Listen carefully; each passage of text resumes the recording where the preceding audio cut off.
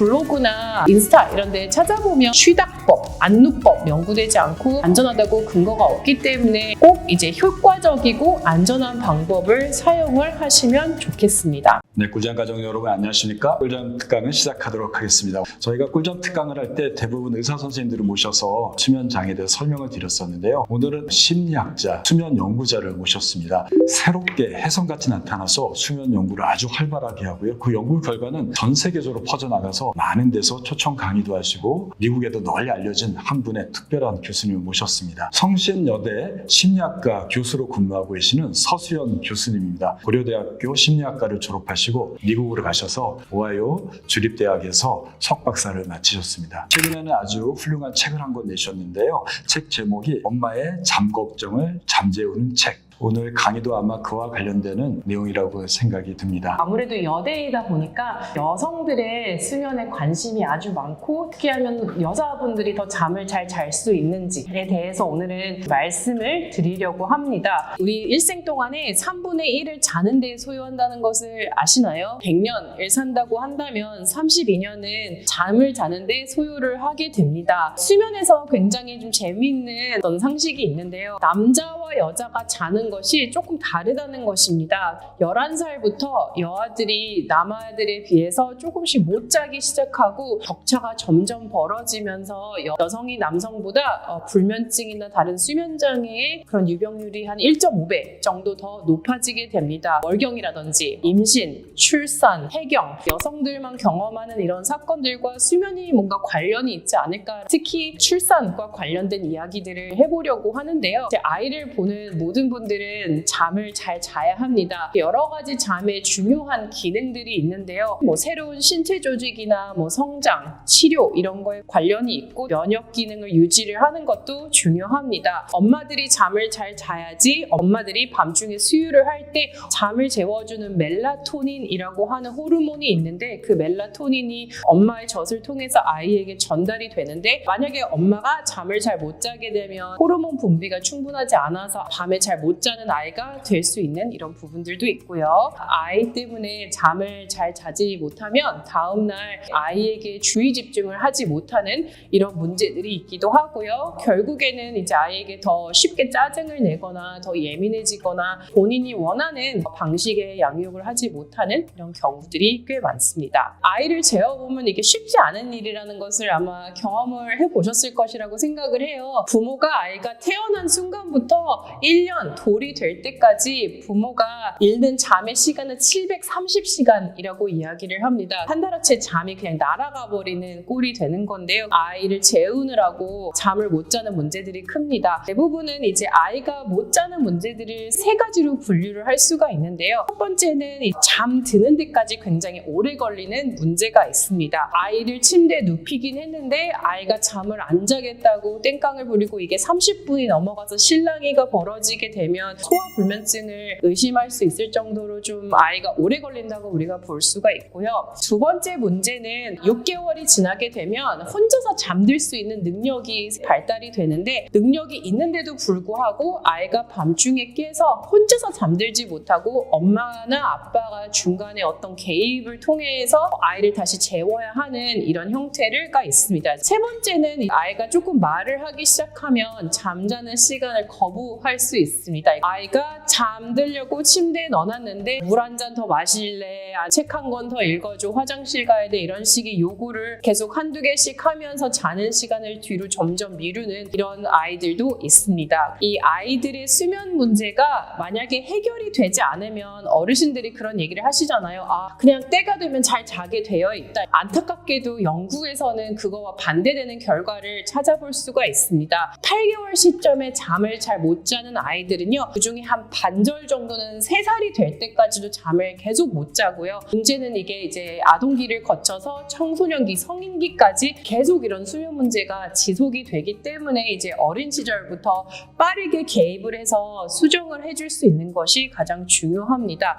특히 이렇게 아이가 잠을 못 자게 되면 발달하는 과정에서 우울과 불안 같은 이런 문제들, 이런 거를 내재화 문제라고 이야기를 하고요. 혹은 또래 애들을 때린다든지 공격 공격적인 행동을 보이는 이런 문제, 외현화 문제도 보이기도 합니다. 또한 이제 뭐 배가 자주 아프거나 본인의 심리적인 문제를 어떤 신체적인 증상으로 호소하는 이런 신체화 문제도 와도 관련이 있기 때문에 이제 어쨌든 아이가 잘 자는 것은 아이의 발달이나 정서, 뭐 신체 발달 모든 방면에서 굉장히 중요하다는 것을 볼 수가 있고요. 임신을 했거나 출산을 하면 상당히 기쁜 일이라고 많이들 생각을 하시잖아요. 인간이 경험할 수 있는 모든 스트레스 사건을 목록화를 해서 이것을 이제 스트레스를 받는 정도에 따라서 순위를 매겼다고 합니다. 그 중에 12위가 임신이었고 14위가 새로운 가족을 이제 구성원을 추가를 하는 것을, 그러니까 출산 혹은 뭐 입양의 것이었는데, 이게 가장 친한 친구가 사망을 하거나 파산하는 것보다 더 높은 순위에 있었다고 이야기를 합니다. 결국에는 이런 임신과 출산이 여성들에게 굉장히 스트레스로 작용을 할 수가 있기 때문에 잠을 못 잘 수 있고, 잠을 못 자는 것에 대해서 또 적극적으로 우리가 이야기를 하고 개입을 하고 도움을 줘야 한다는 점을 우리가 인지를 하면 참 좋겠습니다. 그러면 이제 영유아의 발달에 대해서 한번 수면에 대해서 얘기를 해보도록 하겠습니다. 이제 생후 3개월에 14시간을 자던 게 이제 한 2돌 정도가 지나면 11시간 정도로 줄어들게 됩니다. 그런데 이게 이제 아이마다 굉장히 편차가 크기 때문에 우리 아이는 다른 애들에 비해서 못 자는 것 같아, 더 잘 자는 것 같아, 이렇게 비교를 할 필요는 확실히 없는 것 같아요. 이 편차는 대부분 한 1년 정도가 지난 후에는 많이 안정화가 돼 있고, 또 아이 기질에 따라서 좀 적게 자는 아이가 있고 길게 자는 아이들도 있기는 합니다. 그래서 뭐 염려하실 필요는 없는 것 같고요. 처음에 태어났을 때는 낮과 밤에 잠을 자는 비율이 낮에는 한 3분의 1 그리고 밤에 한 3분의 2 정도로 이렇게 좀 나뉘어져 있다면, 대부분 이제 한 2돌 정도가 되면 낮에 자는 잠이 한 15%로 많이 줄어들게 되고, 대부분의 잠은 이제 밤에 이렇게 자게 됩니다. 태어나서 3년 정도는 많이 변화한다는 것을 알 수가 있고요. 이제 좀 중요한 부분이 이제 아이를 어떻게 재워야 할까에 대해서 많이들 궁금해 하실 것 같아요. 그리고 아마도 뭐 유튜브나 뭐 인플루언서들의 이야기들, 육아 전문가들의 이야기를 들어보면 뭐 이렇게 꼭 해야 된다라는 이런 이야기들을 많이 들으셨을 텐데, 한 가지의 방법이, 한 가지의 솔루션이 모든 사람들에게 맞지 않다는 말씀부터 드리고 싶습니다. 결국에는 아이를 재우는 방법의 해결의 실마리를 찾는 것은요, 아이의 불안과 아이의 기질의 약간 한 중간 정도의 균형점을 잘 찾아서 내가 어느 정도 불안해하지 않으면서 아이도 조금 편안하게 그래도 견딜 수 있는 선에서 재우는 것, 균형점을 찾는 것이 가장 중요한데요. 어떤 분들은 뭐 주구장창 울려야 된다라고 말씀하시는 분들도 있고, 어떤 분들은 뭐 절대 그러면 안 된다라고 하시는 분들도 있기는 한데, 이게 뭐 딱히 정답이 있다기보다는 원칙을 어느 정도 아시고 내가 참을 수 있는, 내가 감내할 수 있는 선이 어느 정도인지를 인지를 하고 실천을 하시면 되겠습니다. 첫 번째 꼭 아셔야 되는 것이요, 수면 교육을 신생아 때부터 해야 한다라고 하는 아주 말도 안 되는 지식을 퍼뜨리는 분들이 많은데요. 수면학자의 입장에서 꼭 말씀을 드리고 싶은 게, 수면 교육이라고 하는 아이를 재우는 것을 시도를 하는 것은 6개월 전에는 하시면 안 됩니다. 왜냐하면 아이가 6개월 전에는 그런 수면 교육을 받을 수 있는 신체적인 능력이 없어요. 그래서 불필요하게 아이를 괜히 울리는 것이 꼴이 되기 때문에 그러시면 안 되고, 보통 6개월에서 8개월 사이가 되면 아이가 중요한 발달 과업 2가지를 이룩하게 됩니다. 첫 번째가 자기 진정이라고 하는 것이 생기는데요. 밤중에 중간에 깨도 굳이 부모가 중간에 들어와서 토닥거리지 않거나 안아주지 않아도 아이가 다시 잠을 잘 수가 있습니다. 그리고 두 번째가 통잠자기인데요. 아마 여러분들이 100일의 기적이라고 얘기를 해서 뭐 통잠을 언제부터 자는지 많이 관심이 있을 것 같은데, 여기서 수면학자들이 이야기를 하는 통잠은 깨지 않고 5시간 연달아서 자는 것입니다. 그렇기 때문에 뭐 여러분들이 생각하는 12시간을 내리 자진 않을 수 있지만 한 5시간 연속으로 자는 것이 보통 생후 6개월 이후부터는 이제 생길 수 있는 능력이 이제 생성이 되고요. 아이를 재울 수 있는 방법이 과학적으로 증명이 되고 아이에게 해롭지 않다고 근거가 이미 많이 발달된 방법이 크게 3가지가 있습니다. 첫 번째 표준속어법은 이제 가장 짧게 시간이 소요가 되기는 하지만 또 가장 강력한 방법으로 아이가 좀 많이 우는 방법이라고 생각을 하시면 좋겠습니다. 방법은 아이가 잠에 들려고 하고 좀 졸려할 때 아이를 침대에서 눕히고 방에 나와서 아이가 스스로 잠들 때까지 아이를 달래주지 않는 것인데요. 처음날 하시게 되면 아이가 정말 많이 웁니다. 1시간도 울고요, 2시간도 울고요. 목에 피가 나는 게 아닌가 되게 걱정이 될 정도로 많이 울게 되는데 일주일 정도가 지나면 아이가 이제 아무도 오지 않는가라는 것을 깨닫게 되면서 아이가 바로 잠들게 됩니다. 그래서 효과는 굉장히 좋은데 그 짧은 3일에서 5일 사이에 굉장히 그 아이가 크고 강렬하게 우는 것을 견뎌야 하기 때문에 많은 분들이 이제 그걸 견디지 못하고 이제 다시 아이가 성격이 나빠지지 않을까 이런 걱정 때문에 이제 다시 돌아가는데 이제 그러시면 안 되고 그 표준소거법은 이제 어쨌든 좀 강심장인 부모들에게 이제 추천을 드립니다. 두 번째는 점진적 소거법이라고 하고 저희가 퍼버법이라고도 많이 알려져 있는데요. 보통 소요 시간은 한 2주 정도 걸리고요. 방법은 아이가 깨서 울 때 방에 들어가서 달래주는 시간을 굉장히 일정한 간격을 두고 시간을 점차 늘려가는 방법이라고 생각을 하시면 됩니다. 그래서 예를 들어 1일차에는요, 한 2분 간격으로 계속 들어가서 아이를 안아주는 것은 아니고요.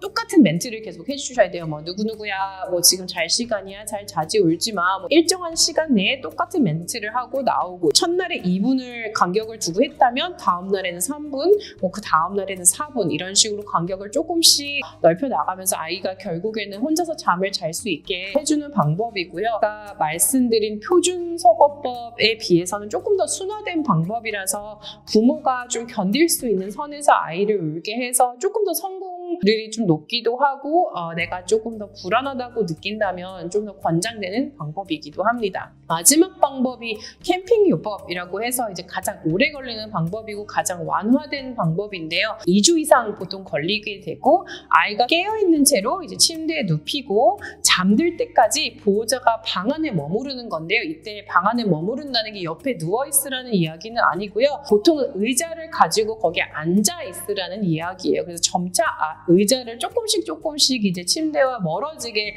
하는 방법인데 이거는 아이가 잠들 때까지는 방 밖으로 나가지 않기 때문에 이제 어느 정도 아이가 조금은 더 안정감을 느끼고 잘 수 있지만 방법들에 비해서는 좀 오래 걸린다는 것을 좀 말씀을 드리고 싶습니다. 특히 아이가 좀 기질적으로 불안이 높거나 부모가 아이의 우는 소리를 굉장히 힘들어하는 분들에게는 가장 적합한 방법이라고 생각이 들고요. 이거에 대해서 꼭 아셔야 하는 게요. 이 세 가지 방법 중에 어떤 것을 선택을 하든지 간에 시작을 하면 다시 원상복구를 절대 하시면 안 돼요. 결국에는 아이가 내가 울어도 이제 아무도 달래주지 않고 내 자기 진정 능력을 이제 업시켜갖고 내가 나 스스로를 재워야 하는구나라는 것을 터득하게 돼서 잠을 재우는 방법을 배우는 거기 때문에 결국에는 원상복구를 해서 아이를 안아주거나 달래주거나 옆에 누워있게 되면 결국에는 완전히 원점으로 돌아가서 다음번에 수면 교육을 할 때 더 어려워질 수 있는 이런 부분들이 있습니다. 지금 현재 미국 수면학회에서는 표준소거법, 점진적 소거법, 그리고 캠핑아웃 이렇게 세 가지의 방법을 가장 과학적이고 안전한 방법으로 인정을 하고 있고요. 이제 최근에 이제 블로그나 인스타 이런 데 찾아보면 이제 또 다른 여러 가지의 방법들이 있어요. 제가 찾아보니까 쉬닥법, 안누법 이런 것들도 이제 돌아다니는 것을 볼 수가 있는데 이 두 가지는 인지도는 굉장히 높은 건 알겠는데 아직까지는 미국 수면학회에서 연구되지 않고 안전하다고 근거가 없기 때문에 꼭 이제 효과적이고 안전한 방법을 사용을 하시면 좋겠습니다. 여러분들이 이 시점에서 굉장히 걱정되는 점이 하나 있을 것 같아요. 아이를 울리면 혹시 문제가 생기는 게 아닌가. 이제 옛날에 저도 아이에게 수면 교육을 시킬 때 이제 주변 분들이 많이 걱정을 했어요. 예를 들어